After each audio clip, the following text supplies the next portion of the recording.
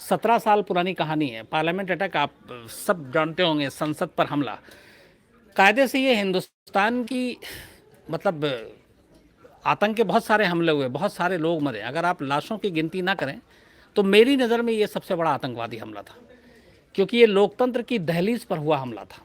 अगर आतंक, जो एक जमहूरियत डेमोक्रेसी की जो एक निशानी होती है, वो हमारा संसद भवन है, वो हमारा पार्लियामेंट हाउस है, और अगर उस संसद भवन की दहलीज तक आतंक पहुंच जाता है तो ये बहुत बड़ी बात होती है। मैं दहलीज तक इसलिए कह रहा हूँ कि जो आतंकवादी आए थे 5, वो संसद भवन के अंदर सेंट्रल हॉल तक नहीं पहुंच पाए थे, या जहाँ पे लोकसभा की कार्रवाई चलती है, राज्यसभा की, वहाँ तक नहीं पहुंच पाए थे। वो उन्होंने मेन गेट पार किया था और उसके बाद वो अंदर गए थे।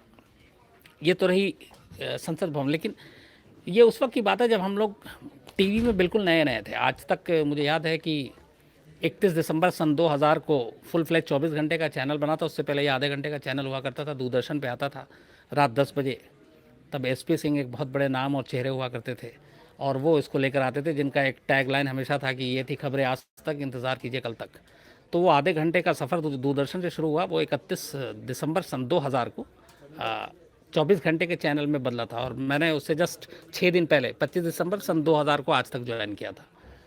तो उसके बाद जब आज तक शुरू हुआ तो अचानक बहुत सारी घटनाएं एक साथ घटने लगी थी। जैसे आज तक के लॉन्च होने के ठीक 26वें दिन गुजरात में बहुत बड़ा भूकंप आया था, जो कच्छ आज भी याद है हम सबको। उसी दौरान उसके बाद इलाहाबाद में 150 साल का सबसे बड़ा महाकुंभ चल रहा था, उसमें बहुत सारी टीम लगी हुई थी। देन उसी वक्त थोड़े दिन के बाद नेपाल में राजशाही परिवार का पूरा मर्डर हो गया था, बहुत एक साथ फैमिली के कई लोग मार दिए गए थे, वो एक इंसिडेंट था। फूलन देवी का मर्डर हो गया था उसी दौरान। देन यूएस में 9/11 हो गया था। तो अगले, आज तक लॉन्च होती है, अगले 1-2 साल इतनी खबरें थी कि मतलब हालांकि वो सारी बुरी खबरें थी, लेकिन एक न्यूज़ चैनल के लिए जिस तरह की खबरें होती हैं वो सारी खबरें थी, तो सारे लोग बिजी थे। और इसी दौरान पार्लियामेंट अटैक हुआ। पार्लियामेंट अटैक की कहानी सिर्फ ये थी कि हम लोगों की हमेशा सुबह 9 बजे मीटिंग होती है एडिटोरियल, और उसके बाद डिसाइड होता है क्या क्या करना है क्या नहीं करना है। बट जिस दिन ये इंसिडेंट हुआ था, मेरे पास पहला, मुझे आज भी याद है, कॉल आया। उस वक्त मोबाइल का कॉल इन और आउट गोइंग बड़ा महंगा हुआ करता था। तो मेरे पास मेरे एक दिल्ली पुलिस के सोर्स का फ़ोन आया, और उसने जो पहली लाइन कही, उसने कहा कि पार्लियामेंट में गोली चल गई है। तो मेरा रिएक्शन ये था कि पार्लियामेंट स्ट्रीट थाने में गोली चली गई। एक पार्लियामेंट से लगता हुआ थाना है पार्लियामेंट स्ट्रीट। तो जब उस पुलिस वाले ने, जो मेरे सोर्स ने कहा कि पार्लियामेंट में गोली चली है, तो मैंने ख्याल, मतलब ख्वाब में भी नहीं सोचा था कि पार्लियामेंट के अंदर गोली चली।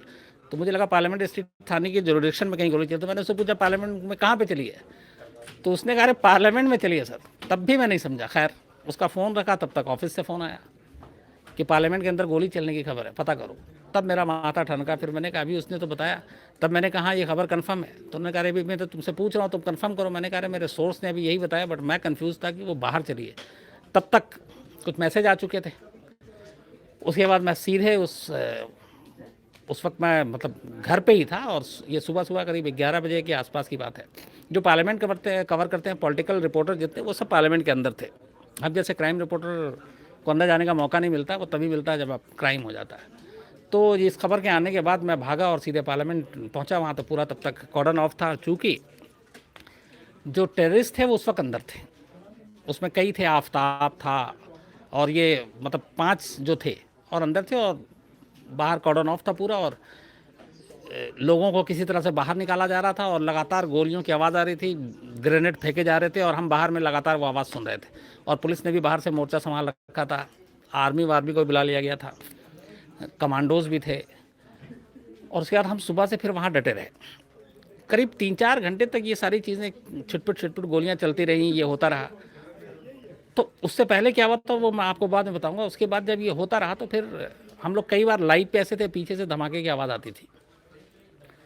करीब 2:30 से 3 बजे के दौरान एक बहुत सीनियर पुलिस अफसर, जो मेरे बहुत पुराने, उनसे अच्छे संबंध थे, जो मेरे मतलब सोर्स भी थे वो, और वो बाहर आते हैं, और मैं उनसे फिर वही, बताइए अंदर में सब कुछ, अंदर का अपडेट दे दीजिए, कुछ अंदर की एक्सक्लूसिव जानकारी दे दीजिए।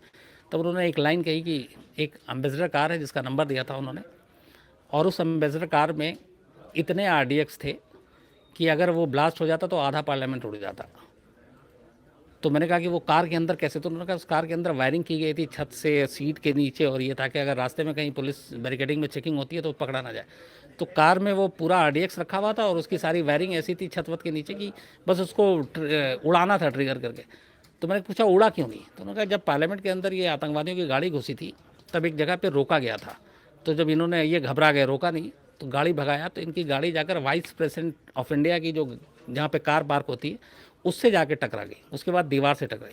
तो उस गाड़ी के टकराने की वजह से उसकी वायरिंग टूट गई। तो उसके बाद उन्होंने तमाम कोशिश की रिमोट विमोट दबा के उड़ाने की कार को, लेकिन वो उड़ी नहीं क्योंकि वायरिंग टूट गई थी। अगर वो RDX से भरी कार एम्बेसडर वो अगर ब्लास्ट हो जाता तो आधा पार्लियामेंट उड़ जाता। बाद में पता चला वो एम्बेसडर कार जो है, अभी हमारे एक मंत्री हैं और दिल्ली से ही सांसद हैं विजय गोयल, उन्होंने बहुत पहले बेची थी और करोल बाग में किसी को बेची थी, और करोल बाग से आतंकवादियों ने फिर बाद में किसी और से वो कार खरीद के और उस पर MP का स्टिकर लगाया था जो लोकसभा में जाने के लिए ज़रूरी होता है, वो भी उन्होंने कहीं से ख़रीदा था। और उसके बाद खैर वो गए धीरे धीरे करके। इसके बाद खैर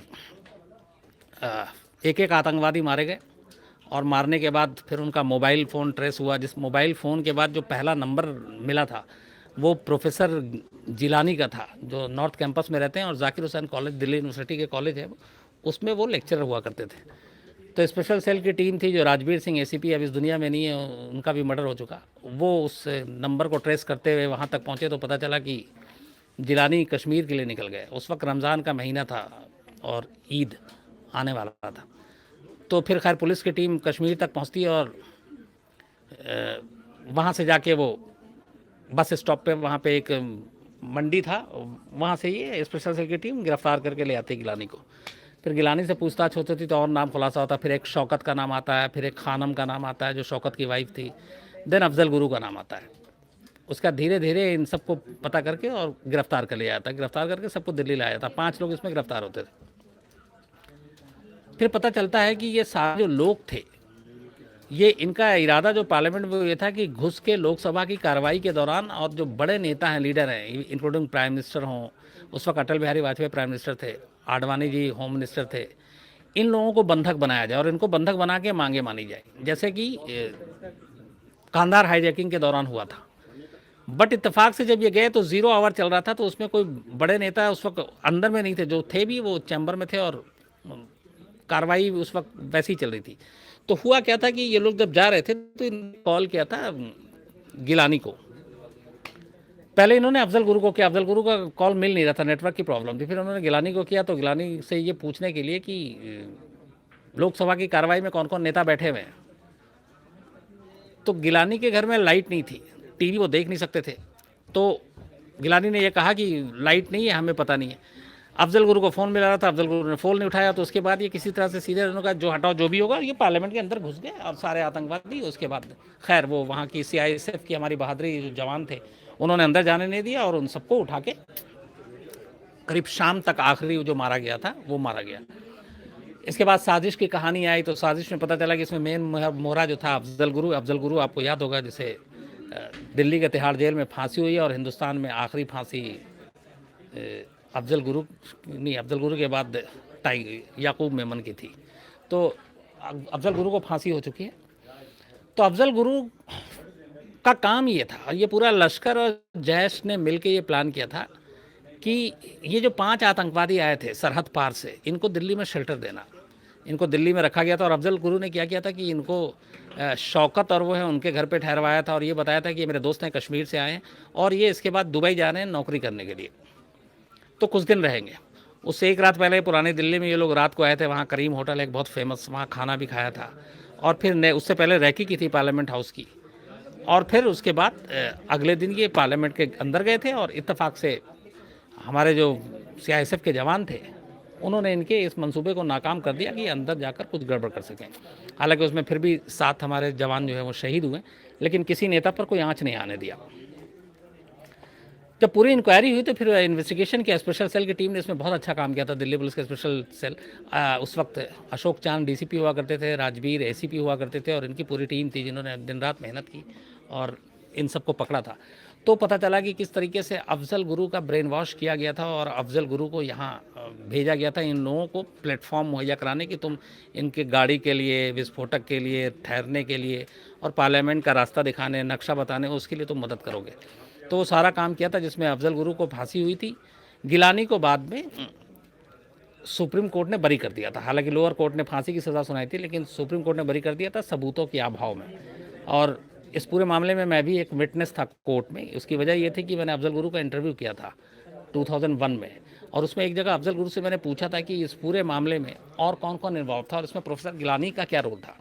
तो अफजल गुरु ने ये कहा था कि हाँ, वो जो 5 लोग आए थे आतंकवादी जिन्होंने हमला किया था पार्लियामेंट पे, उसको अफजल गुरु ने गिलानी से मिलाया था ये कहकर कि ये मेरे दोस्त हैं और ये बस कुछ दिन यहाँ रहेंगे और सऊदी या दुबई में उनको नौकरी करने के लिए जाना है। तो उसका ये कहना था कि उसे मैंने सच नहीं बताया था और ना ही ये बताया था कि ये पार्लियामेंट पे हम कोई हमला करने जा रहे हैं या हमारी कोई प्लानिंग। जो अफजल गुरु का इंटरव्यू में पार्ट है, मैं आपको उसको रिकॉर्ड पे बता रहा हूँ, ये मेरे सवाल के जवाब में उसने कहा था। तो इस पार्ट को फिर कुछ लोगों ने, जो कुछ बड़े जर्नलिस्ट और बाकी जो कुछ ऐसे एक्टिव वो लोग थे, उन्होंने इसको उठा के कोर्ट में एक नोटिस भेज दिया था जिस पे मुझे सम्मन आया। फिर मैं कोर्ट के अंदर गया और मैंने गवाही दी थी और उन्होंने पूछा था कि ये इंटरव्यू में जब बोला तो आपने क्या किया। तो मैंने पूरा बाकायदा अदालत के अंदर वो टीवी रखा गया था और वो मैं टेप लेकर गया और वो इंटरव्यू चला और वहाँ पे करीब वो जज ने पूरा इंटरव्यू सुना और फिर मुझसे बाकायदा पहली बार मेरा भी एक्सपीरियंस था कि वो कुरान पे हाथ रख के कसम खिलाएंगे जो कहूँगा सच कहूँगा। तो उस इंटरव्यू के बाद अदालत ने जितने भी सवाल पूछे मैंने सब बताया और बाद में अफजल गुरु के इस बयान पे शायद एक बड़ी वजह बनी थी जिसमें गिलानी को रिहाई मिली थी, क्योंकि अफजल गुरु ने कहा था कि इसे कुछ जानकारी नहीं थी। अब अफजल गुरु को ने क्यों किया ये सब, मैंने अफजल गुरु से जाहिर सी ये सवाल किया था। तो उसने अपनी एक कहानी सुनाई थी। उसने कहा कि जब वो कश्मीर में था तो उसके एक भाई को बड़ा आर्मी वालों ने टॉर्चर किया था, बीएसएफ ने, और फिर तब से उसका थोड़ा मन ख़राब हो गया था। फिर उसने कहा कि वो अपना कुछ बिज़नेस करता था और कुछ जवान और वो उसके पीछे पड़ गए क्योंकि उसका भाई का नाम थोड़ा सा कहीं टेररिज्म से जुड़ा हुआ था। तो वो उसको तंग करने लगे और उसको मारा पीटा और उसका एक बार पैर भी तोड़ दिया था। तो उसने कहा कि मेरे अंदर बहुत गुस्सा आ गया था। तो मैंने कहा ऐसा बहुत सारा गुस्सा होता है, इसका मतलब ये नहीं कि आप देश के खिलाफ लड़ाई लड़ने लगोगे, आप आतंकवादी बन जाओगे। तो उसने कहा कि इसी बीच मौका मिला मुझे पाकिस्तान जाने का और वहाँ पे कुछ ऐसे, ये ख़ास तौर पे हाफिज़ सईद जैसे लोग टकराए और मौलाना मसूद अजहर जो कांधार हाईजैकिंग में जिसको हमने रिहा किया था शर्त के हिसाब से, वहाँ पे उसने इसका ब्रेन वॉश किया। और ये उसने उस इंटरव्यू को आज भी आप देखेंगे पड़ा हुआ होगा यूट्यूब पे और तमाम उस पर।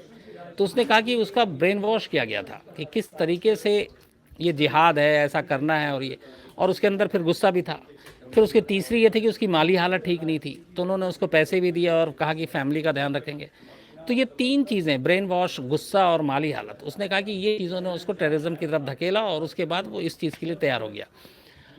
हालांकि बाद में उसको इस बात का, जब मैं इंटरव्यू कर रहा था तो मुझे लगा कि उस वक्त उसको गिल्टी फील हुई थी, लेकिन तब तक बहुत देर हो चुका था क्योंकि पार्लियामेंट पे हमला, जैसा मैंने शुरू में कहा था कि ये हमारे लोकतंत्र की दहलीज पर हुआ हमला था। और मैं इस हमले को बहुत बड़े हमले की कैटेगरी में इसलिए भी रखता हूँ, जैसा मैंने शुरू में कहा कि किसी देश की, मतलब संसद भवन हम लोगों के लिए एक तरह से मंदिर और मस्जिद का दर्जा रखता है, जहाँ से जमहूरियत और लोकतंत्र चलता है।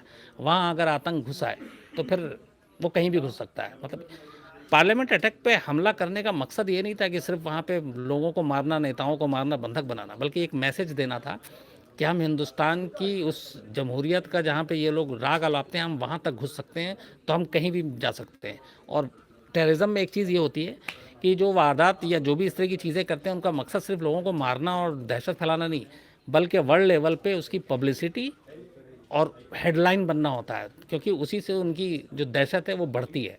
तो संसद भवन पर हमला इसीलिए किया गया था ताकि इससे एक मैसेज दुनिया को दे सकें और डराएं। हालांकि हमारी जो दिल्ली पुलिस है उसने वाकई इसमें बहुत अच्छा इन्वेस्टिगेशन किया था, बहुत अच्छा काम किया था। इसमें अफजल गुरु को फांसी हो चुकी है, गिलानी को सुप्रीम कोर्ट ने बरी कर दिया। शौकत और जो शौकत की बीवी थी खानम, उन दोनों को 10-10 साल की सज़ा हुई थी। वो 10-10 साल की सज़ा काटने के बाद अब कश्मीर वापस चले गए हैं और वो गुमनाम और खामोश ज़िंदगी गुजार रहे हैं क्योंकि उन्हें भी ख़तरा है। और जो शहीद हुए थे सीआईएसएफ के जवान, उन सबको हम लोग हर साल श्रद्धांजलि देते हैं। और लेकिन वाकई मैं उनको इसलिए भी, मैं उस दिन मौजूद था, मैंने देखा है कि उन लोगों की वजह से बहुत सारे नेताओं की जान बची थी, तो उनको भी बहुत सारी श्रद्धांजलि। तो कुल मिलाकर ये जो संसद का हमला था, ये लश्कर और जैश, अच्छा ये इसमें एक ख़ास चीज़ भी आएगी, लश्कर अलग संगठन है और जैश अलग है, दोनों अलग अलग वारदात करते हैं, दोनों अलग अलग प्लानिंग करते हैं। पार्लियामेंट अटैक पहला ऐसा इंसिडेंट था जिसमें लश्कर और जैश ने एक साथ हाथ मिलाया था और दोनों एक साथ आए थे। शायद उसकी नज़र में ये था कि ये बड़ा टारगेट है, बड़ा अटैक है, तो इसलिए ये, लेकिन पहली बार दोनों साथ आए थे। और इत्तेफाक से आज भी दोनों पाकिस्तान में हैं, खुलेआम रह रहे हैं। हाफिज़ सईद तो चुनाव में मैदान में अपने उम्मीदवार को उतारा, जबकि जो जैश है उसका नेता लगातार हाफिज़ को भी मदद करता रहा है। अब ये कहानी आपको सुनाने का मकसद यही था कि पाकिस्तान में अब परिवर्तन हुआ, पाकिस्तान से ये साजिश यहाँ तक हिंदुस्तान के संसद तक पहुँची थी। अब हम उम्मीद करते हैं कि पाकिस्तान में इमरान खान के शक्ल में नया प्रधानमंत्री आया, ये चीज़ें रुकें, आतंकवाद की खेप वहाँ से आना बंद हो और ख़ुद पाकिस्तान सुधरे, उसकी माली हालत सुधरे, उसके लोग खुश रहें, उसके लोग कर्ज़ों से ऊपर उठें और वो भी खुशहाल रहें और पड़ोसियों को भी खुशहाल रहने दें। तो मुझे लगता है कि पार्लियामेंट की जो पूरी कहानी आपको सुनाई वो समझ में आ गई होगी कि ये कहानी एक्चुअली थी क्या और इसकी साजिश कहाँ पे रची गई थी। तो पूरे पाकिस्तान में, अच्छा उसके बाद आपने देखा होगा 26/11 हुआ, उसके भी पाकिस्तान में रची गई थी साजिश। लेकिन संसद भवन की साजिश पहली साजिश थी जो पाकिस्तान में 2 संगठनों ने मिलकर रची थी। और इसमें सबसे बड़ी बात यह है कि अगर उस दिन एक चीज़ कहते हैं बार बार, जो इससे जांच से जुड़े हुए थे उसमें बहुत सारे हमारे बाद में दोस्त भी बने। और मेरे अपने करियर में पार्लियामेंट अटैक एक बहुत बड़ा मतलब इंसिडेंट था जिसको मैंने कवर किया था, क्योंकि मैं बिल्कुल नया था टीवी में उस वक्त। टीवी ज्वाइन किए हुए शायद मुझे साल भर भी नहीं हुए थे और उससे पहले मैं प्रिंट में था।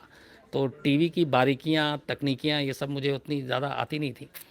लेकिन सोर्स न्यूज़पेपर में था, इसलिए मुझे सारी खबर मिल रही थी। और वो जो खबर थी कि जिस कार में, एम्बेसडर कार में ये 5 आतंकवादी अंदर गए थे, अमजद, आफ्ताब, ये सारे, अगर वो कार, उसमें करीब 25 से 30 किलो RDX था, जिसको एक रिमोट से वो किया गया था, लेकिन उसकी तार टूट गया था एक्सीडेंट में।